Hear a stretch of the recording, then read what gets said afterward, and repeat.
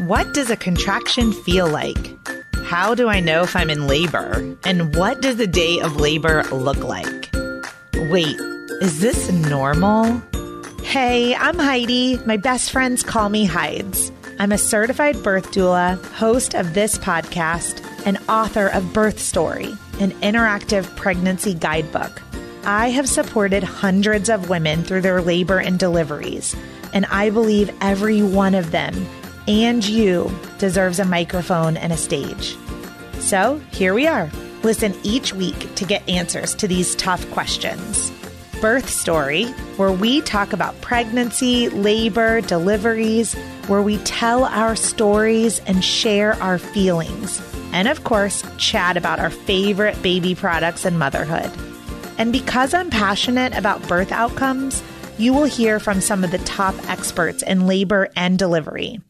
Whether you are pregnant, trying desperately to get pregnant, or you just love a good birth story, I hope you will stick around and be part of this Birth Story family.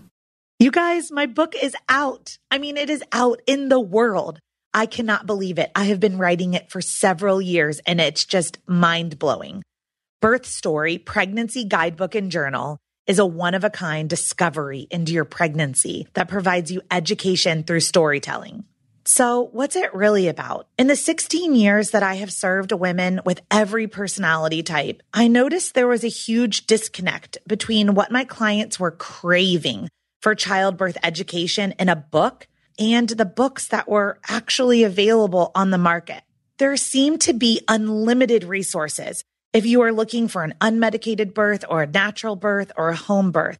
But there just weren't a lot of resources for my clients who were part of the 92% of women birthing in a hospital and very much open to medical interventions like an epidural, nitrous oxide, and opioid medications. So I wrote that book to fill the gap for you.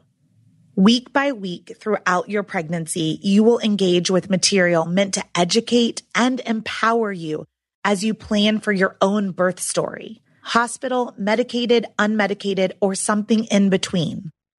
You are welcomed each week with a postcard from the womb, which is an adorable note from your baby about their miraculous development, as well as the amazing changes occurring within you. Then you are invited to use an uplifting birth affirmation and to respond to an introspective journaling prompt to document your feelings, curiosities, and wonders every single week. With room to memorialize your own birth story, this book will become a memory keeper and a legacy gift for your baby. You are encouraged to read one of my favorite birth stories each week, filled with childbirth education, tidbits, and explanations of important medical terms and procedures. These are real-life accounts shared with permission from the births that I've attended during my career as a doula. And I gave you a great mix. In the 42-week guide to your pregnancy and 42 birth stories, 7 of them end in cesarean section. About half are unmedicated and the other half are medicated deliveries. This is a judgment-free book. So take what you need from each element and leave the rest. Okay, are you ready to buy? I would love for you to go to birthstory.com and buy it directly from me. But I totally get it if you're an Amazon girl. You can head to amazon.com and just type in Birth Story Pregnancy, and the book should pop up. I'll deliver it straight to your doorstep. And I would venture to say that you might be an audiobook kind of woman because you're listening to a podcast. So if you would prefer to listen to this book, then I have recorded it and it is available for download at audible.com or on your Audible app. Thank you for being part of the Birth Story community. I am so excited for you to have this book in your hand once you've purchased it and it has arrived. I hope that you will give me your thoughts and feedback, and don't forget to take a selfie with your book and post it on Instagram and tag at Birth Story Podcast. Welcome, Kirsty, to the Birth Story Podcast. I'm so excited to be here.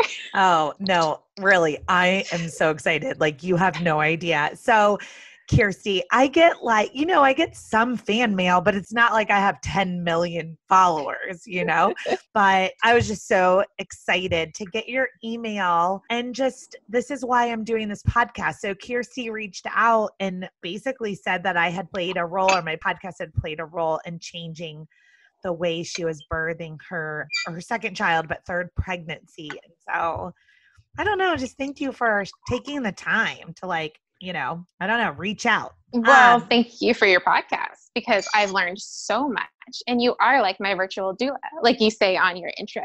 I wanted to create a podcast because not everyone can afford, doulas are not free and not everyone can afford one. And so at least, hopefully this podcast is helping people prepare for the birth that they want, no matter what it looks like. So what we're going to talk about, which is moving from like a hospital-based birth to an au natural home birth. I'm really excited. Okay. So you had said that you moved. So where do you currently live? Like, tell us about who you are. All right. My name is Kirsty, as you know, and, I am originally from Southern California, born and raised in Riverside, which is very close to Redlands, California, which is where I went to college. And I have 2 boys. I'm currently a stay-home mom, which is hard, but awesome at the same time. And I am married to my junior high crush, which we were not together in junior high. We got together after college. So we just celebrated our 7th wedding anniversary. And we moved to El Paso, Texas in September. So my husband could be an aircraft mechanic, which has changed that, job market's changed a lot in the last couple months. So we are here for at least 2 years so he can start his career, hopefully. And we did move in the middle of my my third pregnancy with my second son. So that's kind of where we are right now. Okay. Well, first of all, how cool that you ended up, how many people can say that they married their middle school crush, which was probably right?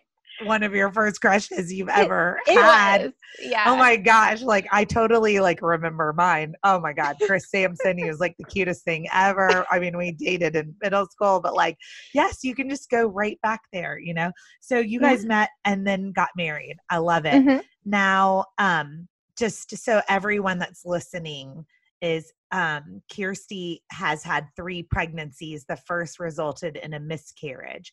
And then her second pregnancy, your son is 2.5? Yes. Owen right? is 2.5. Owen. Okay. And then your third pregnancy, your second son that was born, is 5 months. Oh my gosh. Okay. Well, thank you for being so postpartum and, being able to come and take a nap time break to record this podcast. I'm really excited to be here. So if you are open to talking a little bit about, were you on your very first pregnancy, the one in which you lost the baby to miscarriage? Were you trying to get pregnant? Yeah. So we kind of wanted to wait, 3 years, establish our marriage, and then start having kids. So in 2016, we got off of protection. And we also just went into it with a very open mind. I liked saying we were not trying to get pregnant because my husband's parents, it took them 8 years to conceive him, and he's an only child. And my mom has endometriosis, and it took her, she had 3 of us, but there was miscarriages in between, and she was on some type of medication to help her get pregnant. So we just went in with a very open mind that it was God's timing. And, if we could get pregnant, awesome. But, after a couple months of trying, if nothing happened, then we needed to start looking for fertility, at a fertility specialist. So we just went in with just trying to be very positive and relaxed on the situation. And we ended up getting pregnant within 2 or 3 months of stop using condoms. So we do not have the fertility problem that we thought we would. I was going to say that's really fast. How did you share the news with your husband, or did you take the test together? I love the find out. How did you find out? Okay. So, I have a very regular periods, and I kind of had cramping, and I thought it was period cramps. And so I only really know because it was an exact month. since my last period. And the only reason I remember that is we were at a spa when it started. So like that was August, and then September, I was just like, wait, it's been a month. And I had one of those bags of like $12 pregnancy tests from Amazon that gives you like 100. Those are great. So, you know, you can use them and throw them away and not worry about wasting them. So I did a dip, not in the morning, in the afternoon. And it was like, no, I think that one it happened pretty quickly. I was obviously a month. And then I went to find my husband and I kind of slipped down the stairs, but you know, it was like all the nerves and stuff. And it wasn't like anything amazing. I was just like, oh my gosh, we're pregnant. I don't think I could keep the secret of being pregnant or not. Did he know you were going to take that test? No. Okay. I think I just figured it out. And like I said, I had never missed a period. So I was just like, took it and like ran downstairs to try to find him. Well, I'm so sorry that I know that pregnancy ended in loss for you. How far along were you when you miscarried? We were 7.5 weeks. We didn't have insurance, so we went to a clinic in Riverside called Riverside Life Services, and they can do free ultrasounds. And so they did an ultrasound, and we did see the baby's heartbeat, but it was just like a flutter. It wasn't like how quickly it should be. And I kind of knew. So they can't say anything because they're not doctors. They just told us we needed to find a doctor. Because we didn't have insurance, the options weren't that great. So I had to do some research, and I found this beautiful women's and children's clinic in Upland, California, and they took care of us throughout the miscarriage, did weekly monitorings of my blood levels and ultrasounds, and encouraged us to have a natural miscarriage. So it took about 4 weeks for that to happen. Wow. And then at the end of the natural miscarriage, this is just something I don't know, I'm curious. Do they do like a follow-up ultrasound or anything to make sure that everything has passed? So the clinic did. I actually did have to go to the ER for my miscarriage because they often tell you it will be like a heavy period. And it was more intense than that for me. For the first 8 hours, my body was just like gushing like uterine lining and clots, and we thought like I might have to have a blood transfusion. We didn't know if I would have to have a D&C. So I was about 8 hours in the ER until they finally let us go home. Okay. And then I did have follow-ups with that clinic, and they did do ultrasounds and continued like monitoring my levels, just make sure everything was okay. So did they do anything else at the ER besides just try to stop the bleeding? They did give me, I think, Cytotec, although they said it would cause really painful cramps. So at first I was like, no, I don't want it. But I did not have I did not experience like the painful cramping.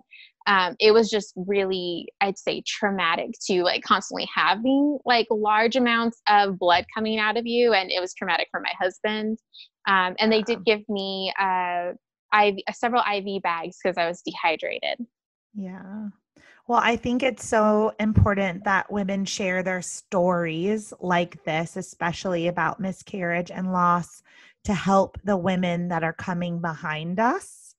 Yes. And so like a couple of the key learnings are like, yes, a natural miscarriage could take 4 weeks or more. Mm-hmm. And that, yes, bleeding is normal, but heavy bleeding is not normal. No. So like, yes, definitely they usually say if you could fill up a whole pad within an hour or two, that would be too excessive of bleeding. Yeah. And that's definitely how it was the first 8 hours for me. Yeah. So I'm glad that you were able to get to the hospital and to get help. Now, after allowing your body to kind of, recover and heal mentally, physically, emotionally, your marriage heal, all that, reconcile with God on what happened, when did you feel like you were ready to try again? So part of that mental healing, because even though we had 4 weeks to prepare, once you have that miscarriage, you can't really prepare for the actual event to happen and the emotions that come with it. There was a book I found online written by a Christian woman who had 4 miscarriages, and I'll send you the exact name and stuff, but it was called, and then They Were Gone, but I think it's by Becky Avalia.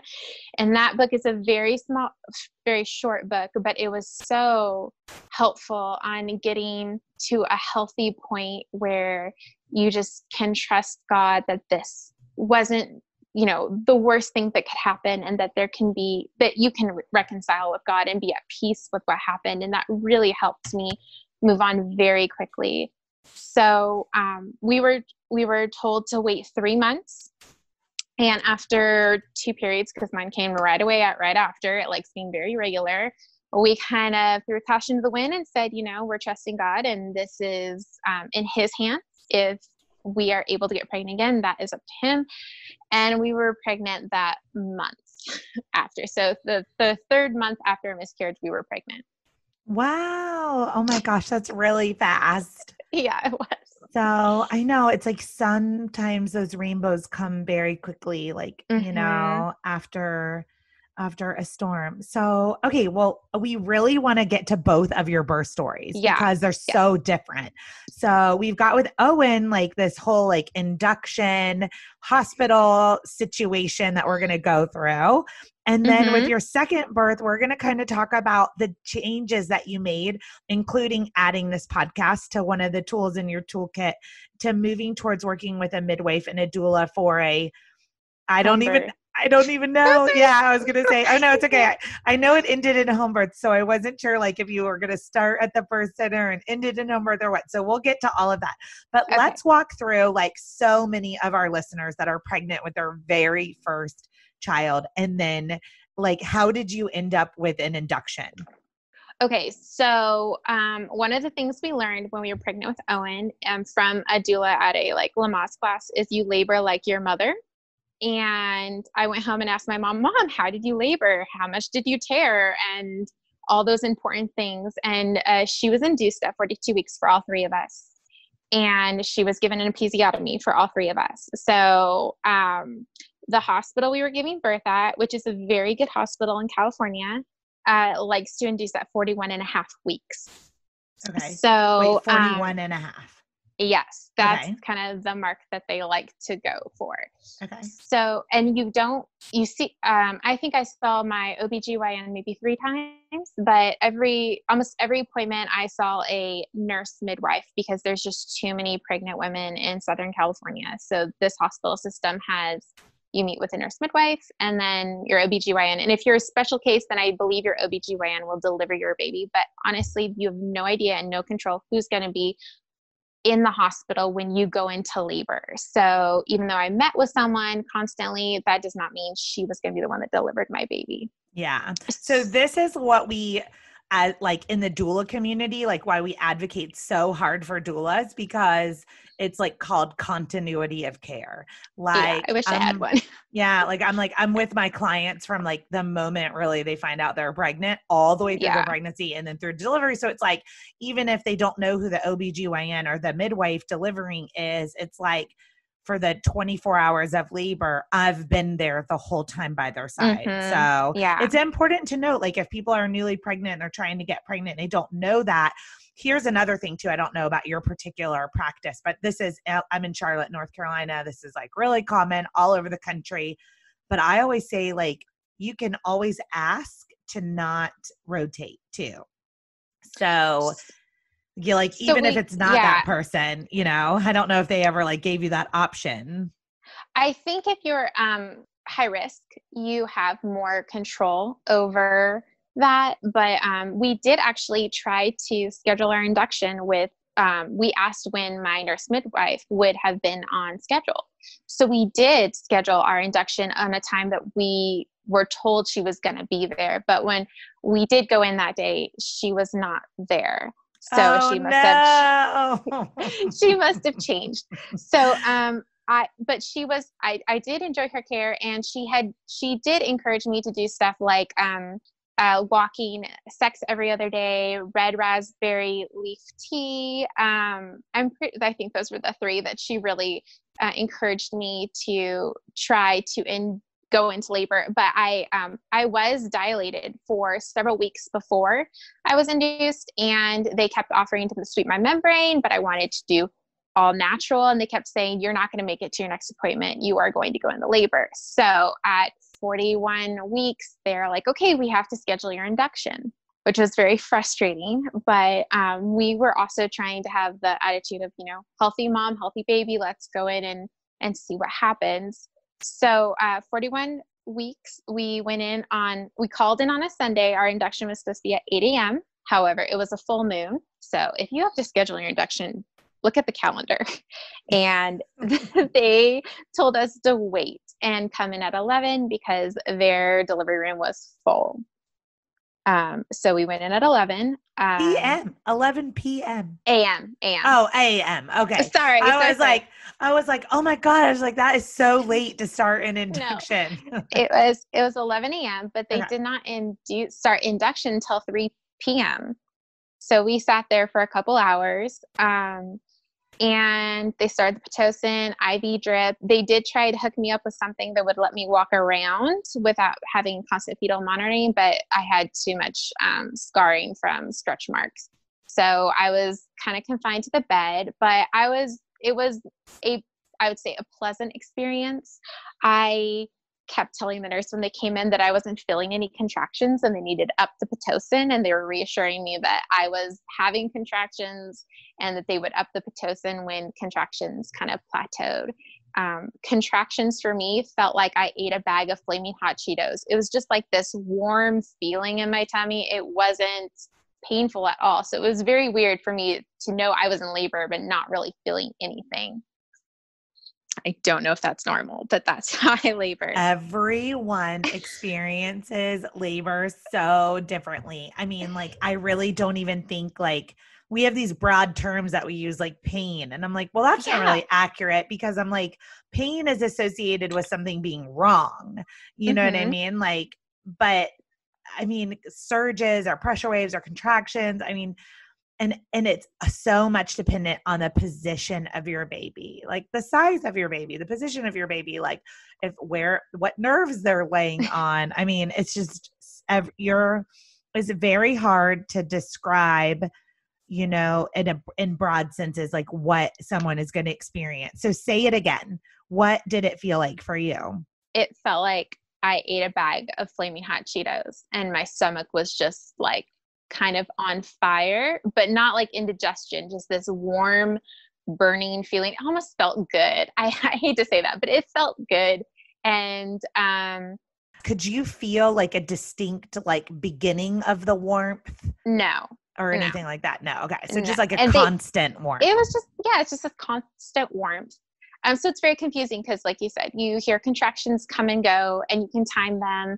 And I didn't really feel any Braxton Hicks or contractions before my induction, even though they said I was having them. So it was hard to tell how labor was progressing. Hey, it's Heidi. I'm interrupting the podcast to let you know about a free resource that I've created for you at birthstory.com. All you have to do is go to birthstory.com and then click the tab that says The Workbook. Once you put your email address in, an entire resource library of all of my secret sauces are available to you for free as my thank you for listening to the Birth Story podcast and being part of this community.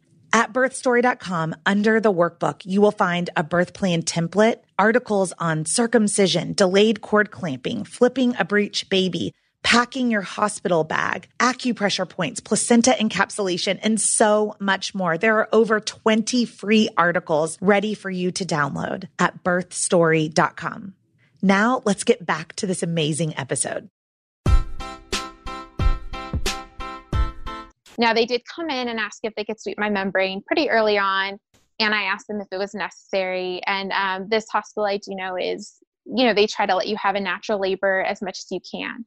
So they said, we'll ask. The doctor came back and they were like, you're fine, you're progressing. And then I think around 6 o'clock at night, they asked if they could break my water. And again, I was like, can I think about it? Is it necessary? I'm very comfortable here. And I know when you break your water, it's going to maybe change everything. So like, why intervene? So again, they said, well, we'll come back. So from 3 to midnight, pretty much my husband like slept or did whatever. And I wanted him to have energy in case things progressed. And, at midnight, my water broke and I was sitting up texting a friend and I felt this pop, but nothing came out until I moved to get off the bed to go use the restroom. And around that time, it was starting to feel more like period cramps. And I kept thinking like, oh, is this when I'm supposed to walk around? Is this when I'm supposed to bounce on the ball? Like, I just didn't know. And so once my water broke and the nurse came in, she checked me and I was 6.5 centimeters dilated. Wow. That's Starting like from like 3 or 4. really good. Yeah. I know it's so close to transition, which I know now. But at the time I didn't know what to expect. So I went from feeling a little uncomfortable to extreme pain. And the little bit we learned in the Lamaze class was not going to keep me, calm. And so after 30 minutes of contractions, which with Pitocin, they are back to back, I asked for the epidural. And that's something I did talk to the anesthesiologist before I went into labor, just to answer my questions, sign the papers. So if I wanted it, then it could be given right away without having to wait. Yeah. I'm going to interject right here, No, Kirsty, because like, first of all, this is like textbook induction in a good way, right? Like so many inductions can take like 5 days. You have to ripen the cervix for like 3 days and whatever. But you came in with your cervix like really ripe and ready to go, like around 3 or 4. You advocated for all these natural things. Your water broke on its own. And yes, things clearly can intensify after the waters are gone, because all that like buoyancy and softness and now the like contractions the uterus can just squeeze, stronger, harder. The reason that I wanted to interject is because you had said with Pitocin, they were just right on top of each other.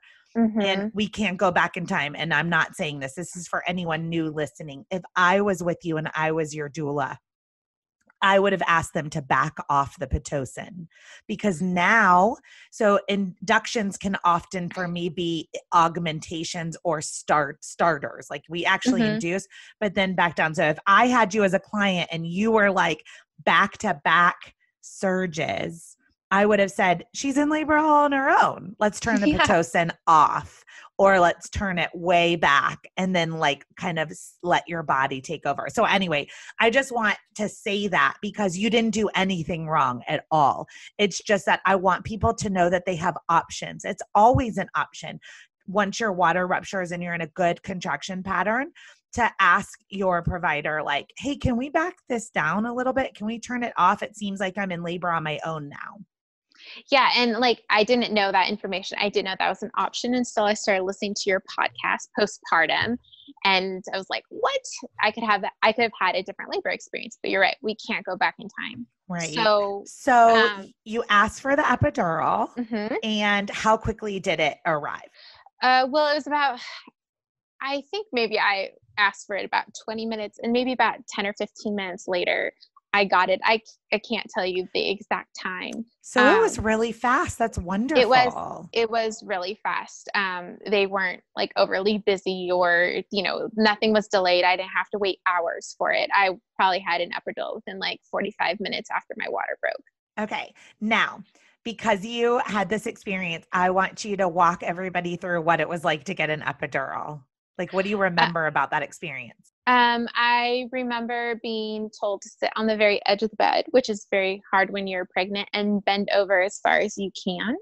So you were kind of just hanging there with your arms hanging down. They always say, don't move or they'll miss.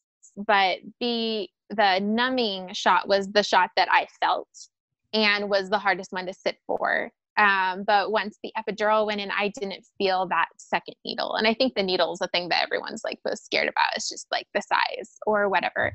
It didn't kick in right away. So I had another contraction coming and I'm just like, it's not working. And so they, pressed the button a couple times. And I think it probably took like maybe 10 or 15 minutes for the epidural to finally kick in. And then a friend had given me the advice that when you get the epidural to take a nap. So we just decided to take a nap. And so I took a nap from 6.5 centimeters to 9.5 centimeters. So at 4:30, I woke up. I asked a nurse to check me. I was 9.5 centimeters, and she kind of just stayed in the room and said, let's try to push the baby lower into the birth canal. She had my husband grab one leg and, get in there, and she grabbed the other, and we just started going through the process. I'm laying on my back of pushing my son lower to the birth canal. And after that, it kind of got a little weird because slowly people just started showing up into the birthing room. And a lot of people have told me they've only had like 3 or 4 people in the birthing room. But by the time I was in like pushing, I must have had like 6 to 8 people in the birthing room. They told me that they were going to go on a shift change in 20 minutes. And I had 20 minutes to push out my son, and they thought I could do it. So with this cheerleading team and my husband front and center of everything that was happening, I pushed out my 9-pound, 11 ounces son. That's sort of crazy and unheard of. I mean, it's not unheard of, but like, wow. I mean, your baby was in an ideal position. It sounds like from the way that it unfolded very quickly. Like you weren't having to rotate or have back labor or anything like that. No. But that is a big baby. But I mean, I'm not surprised by that at almost 42 weeks. So, I mean, those listening to the podcast know mine was 10-6 at 43 weeks. I mean, they just keep getting bigger, Yeah, right. That's the scary part. End. But wow, so you were like on their timeline, it sounds like, and we're like, okay, shift change, like let's get this over with. Yeah. Wow. The other thing I should add is I only had a 1st-degree tear, and I think the main reason was one of the things I was scared about is having an immense tear. So when that nurse said, we are going to push your baby down to the lower end of the birth canal, I said, I don't want to tear. I want you to get in there and, do everything you can to prevent it. And so every contraction I had, she was rubbing my perineum. So I would say, don't be afraid. Tell your doctor, your nurse to get in there and do everything they can if you're laying on your back to help you, to prevent you from tearing. And I think that really helped. I'm so thankful that you said that. Some other things I recommend is like bring your own mineral oil or olive oil or almond, something that you would put in your own eyes, so if the baby passes through it, it doesn't like burn or sting their eyes, but some kind of coconut oil, even to like stretch that perineum and help you. And then hot compresses too. So like you can always ask your partner, your doula or whoever to like make some hot bath cloths to put on your perineum to help it stretch. So like, that's such an important part, like to have a 10-pound baby and have a 1st-degree tear. Kirsty, that's like amazing. Well, I really think that God gave us an easy labor because after he was born, things got harder. He was put on my chest for about 5 seconds. And then they said, he does not sound right. And they took him to the other side of the room. They said he swallowed amniotic fluid and blood and that he would have to go to the NICU. So my birth plan was skin to skin and breastfeeding. I almost didn't care anything else that happened, but those are the 2 things I wanted the most. And they were the only things that didn't happen. I'm so sorry. I'm like, well, it's okay. It happened. It was something we didn't prepare for. I think I read about anything else that could go wrong, but I did not expect, especially having a almost 10-pound baby, having a baby at like 41.5 weeks, that he would be in the NICU. Yeah. So, I mean, he was clearly like the biggest baby in the NICU. He was just huge. He looked like he ate other babies. Like he was so big. And so we weren't able to breastfeed. He was in the NICU for about 4 days, and thankfully they let us stay at the hospital for about 3 days ourselves before we got to go home for one night, and then came and got him the next day. But navigating the NICU was very stressful. And so go ahead. So what would you recommend to moms? Like if they found themselves in this situation, like what did you learn that if somebody right now is like, just gave birth, or I don't know why they would be listening to the podcast if they just gave birth, but say they're listening and they're absorbing information and their baby goes to the NICU. What are like some key things that you would recommend for a NICU mom? Well, one thing that was really helpful is we had a friend who had 3 children in the NICU. And so she came down and she helped us ask questions. that was the hardest thing to navigate. Is you were told like your baby's stomach is the size of a seed, and you're watching them having to feed your baby formula, and it's a lot for a newborn. And you are being told your baby has to take a bottle consistently, and they can't be discharged from the NICU until they can do that. So just talk to other people who've had babies in the NICU. Talk about how traumatic it is, or how stressful it is, or how family's not going to understand why the baby's not home right away, or maybe why they can't visit. And, I'd say talk to your doctor, talk to a lactation consultant as soon as your baby has come out. It was 5 hours before someone got me a pump after my baby was born. And I was asking for one. They kept saying, you will get it in the recovery room. You'll get it in the recovery room. But the recovery room wasn't ready for 5 hours. So when I finally got to the recovery room, the nurse there kind of scolded me for not already hand expressing, for not already trying to pump, when I had none of the supplies or the guidance on how to do that. You know what, Kirsty, you're about to change my whole practice right now. I tell my doula clients not to bring their pump to the hospital. And hearing you say this makes me think maybe I should be sharing with everyone to just put in your car, don't even bring it up, but put in your car your breast pump. And I would say at least a hand pump. Just bring a hand pump. Yeah. Like the Haka pump. Just bring a Haka pump, and if hospitals have lactation consultants on staff, then demand to see one. If your baby's in the NICU and you can't see them for 5 hours because you're recovering from an epidural and you can't get out of your bed, demand to see someone to help you get your baby the milk they need, like right away. That was probably one of the biggest lapses in the postpartum care that was the hardest. And I didn't see a lactation nurse until the day after. I also demanded that I have a appointment to see a lactation consultant the day after we were discharged, because we weren't able to latch. And so I fought really hard to make sure that I could breastfeed him through a tongue tie, through whatever, issues that came up.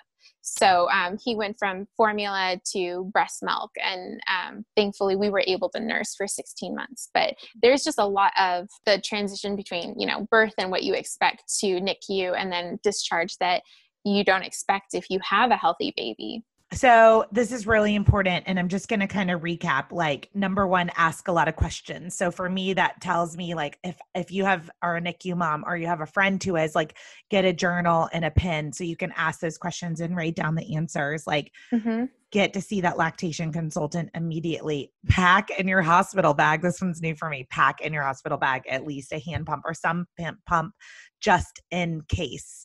Right? If you can't get to something quickly, then you can take action yourself. And we will link in the show notes to that Haka pump, because that's a pretty amazing one. In fact, a lot of moms say it's their favorite baby product when we get to the end of the podcast. So thank you for walking us through that. And just know that, especially when I have my clients that are expecting to take their baby home and it's like surprise, you can never really be truly prepared for it, but just a couple of tips can make all of the difference.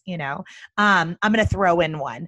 You got to stay for 3 days, but if your baby has an extended NICU stay, get a hands-free pumping bra and a charger for your pump for your car. If you're driving to and from the NICU at the hospital, that way you can pump on your way there and pump on your way home, and kind of save some of that time too. And then bring in the milk with you. So he came home 4 days later, and you were able to establish nursing, it sounds like? Okay. Yeah, we were able to nurse. So on that 16-month journey, so how soon after, like, when did you get pregnant again? Like, how old was Owen? All right.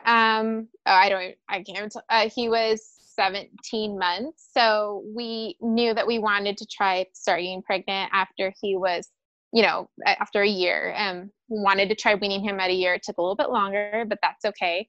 And I went and saw a movie called Unplanned. I don't know if you've heard of it. No. I'd look it up. It's about a woman who used to work for Planned Parenthood, and they actually show you 2 different types of abortions during the movie. And it's a drama. It's dramatized. Came home and I was like, we are having another baby. It was a very moving movie very hard to watch, but it just like kind of convinced me. I'm like, I'm ready to get again. Let's start. I didn't know I was ovulating that weekend. So I'm pretty sure Malcolm was conceived the night I saw the movie Unplanned. So I am going to watch it tonight. uh, Wow. have And a box do I of need tissues? Okay. Yes, Yeah. you I need was like, tissues. yeah, And a friend to call afterwards. It's a heavy movie. it's a heavy movie. Okay. So thank you for the warning and the disclosure for Mhm. me and for everyone else. But like, yeah, I will watch it. At least I will try to watch it, and I'll let you know if I'm not able to finish it. So, well, so you quit nursing at 16 months, or you weaned at Mhm. 16 months, and then Mhm. you are pregnant right away afterwards. Yeah. Marathon mom, girl, marathon mom. I just like virtual hug, like huge hug. Oh, it's so hard. Okay, so tell me about your pregnancy with Malcolm. How did it go? So with Owen at about 12 weeks, I found out I had hypothyroidism. I don't have hypothyroidism unless I'm pregnant. So they had to put me on Synthroid to monitor my thyroid, and then I would have a blood test every about 4 to 6 weeks to make sure my levels were okay for pregnancy. So as soon as I knew I was pregnant with Malcolm, which I didn't know right away, I went down and I took a thyroid test, and the hospital system thankfully is really connected. It's a private hospital system. So I took the test from the hospital's lab. I called my OBGYN, and I was on the medication like within a week. And that really helped my nausea and those symptoms. Like I had a lot more positive idea of what pregnancy was going to be like. Every time I threw up, it wasn't so traumatic as it was my first pregnancy, because I already did it and I knew that, it would be over with soon. So it was milder than my second pregnancy with Owen. It was a lot easier. So many moms say that. And I think too, it's like we don't know how to teach how to get rid of fear or fear clearing of the unknown. Mm-hmm. I mean, that's like the ultimate in meditation. In your first two pregnancies, like, a lot is unknown, and there's can be fear around the unknown. But then like in this third pregnancy with Malcolm, you're kind of like, oh, been there, done that. I know what this is going to be like. And almost like the worse I feel, the better I know things are, kind of thing. But in your case, you just found it to be, that it was a lot more mild. It did last longer. Like the last time I threw up I think I was like 20 weeks or 22 weeks. But for the longest time, I was able to count on like one hand how many times I threw up. I do have more aversions when I'm pregnant. Like I couldn't eat meat at all with Owen. It was absolutely like I couldn't be in the same room as meat. It was absolutely disgusting. And I come from a family of huge meat eaters. Like my dad's a hunter. So that was really weird for me. I thought I would never eat chicken again. So that's kind of how all my pregnancies went, with more of an aversion to foods than actual cravings. But I was able to eat a lot more with Malcolm than with Owen. I don't even know how I survived my first trimester with Owen. What would you say is like one of your favorite pregnancy meals? Oh gosh, I don't even know. Is that a hard question? Sorry. I just felt like, hard question. Well, I'm asking, it is kind of a hard question, but like so many moms like feel terrible. And I'm kind of like, I've been wanting to ask this question to like so many guests, and I haven't asked anybody yet. And I'm kind of like, okay, if you're pregnant and you feel terrible, like and you're nauseous, like what's a really good meal you could throw down? Okay, so I could tell you that when I started getting my appetite back with my pregnancy with Owen, and I couldn't eat meat, the veggie sandwich, which is like full of provolone cheese and like guacamole, like I ate like a whole one, like in the one sitting, and my husband just started buying me two so I would have one at home because I would scarf them down. I was starving, and that was like the first meal I ate that I was actually like able to keep down and feel full. Okay, good. That's a really good suggestion for like a go-to meal. So, yeah. Okay, well, we know where this is going, which is towards a home birth. So I want you to take us on a journey of how in the world did you go from this hospital induction that was very much on their timeline, everything down to pushing, to a home birth? Y'all, isn't this story so good? I can't wait for you to hear all about how Kirsty ended up with a planned home birth. So stick around for the next episode.